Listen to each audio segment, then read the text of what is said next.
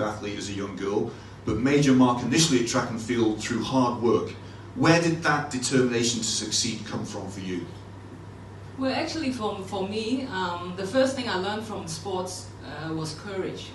I was quite a shy and quiet person, and when I was young, I was quite sick. And when I got to high school, my PE teacher asked me, because I'm relatively tall in Hong Kong standard, so she said, well, why don't you try and come and join the track and field club after school?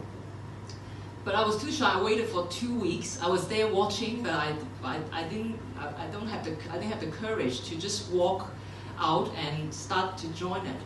But by the time I joined track and field, by the time I get to experience sports, it's so different. I feel I find myself, because that's the time when I start to be able to sort of control my body movement. I start to have much more self-confidence. So I fall in love with track and field. Now, at the time when I was in that sport, we didn't have many professional coaches in Hong Kong. So I started to, because I love it, so I was so determined that I watched a lot of videos in the library and try to read books and try to improve myself. And that was how I then get to represent Hong Kong within 2 years. And then I trained really, really hard because I just love it. In some way, I find my sense of belongings. That's sports. I'm going to stay with you, Malina, because you've taken us through the journey so far. You broke Hong Kong records. You were on the brink of Olympic selection when at the trials you suffered a horrendous ACL tear during a javelin throw. Now, many people at that point would have hung up their spikes, they would have abandoned hope of a sporting career, but you then took a very different path. Can you tell us about that transition then into rowing? It's painful, obviously.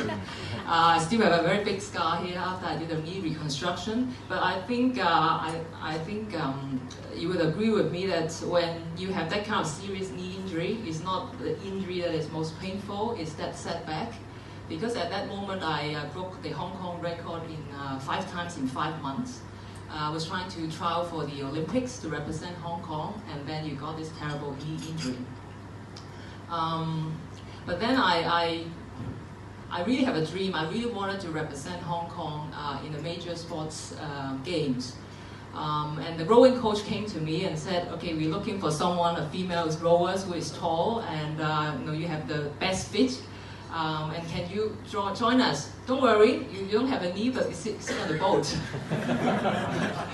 So I said, okay, it's a good idea to be able to have a chance, but sort of I don't know how to swim, I can't swim. And the coach didn't believe me because I look quite athletic. So he looked at me, the coach, or rowing coach, he looked at me and said, he didn't believe me, he said, just go to the lab and start to do some tests. So then I became a rower. But then I think it's that dream. In sports, every kids, they will have a dream. My dream is to be able to represent Hong Kong in a major sports game. So the dream helped me to gather myself again after that setback and find a creative plan B. So not track and field, but in rowing. And again, with that determination and support from the coaching team, I was able to win the bronze medal in 2 years in rowing. I still can't swim. And